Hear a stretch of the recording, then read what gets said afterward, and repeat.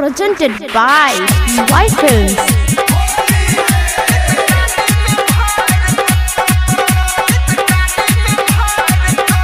अभी आप सुन रहे हैं तेनवाही से माँ दुर्गा म्यूजिक की प्रस्तुति। Mixed by Parveen Yadav.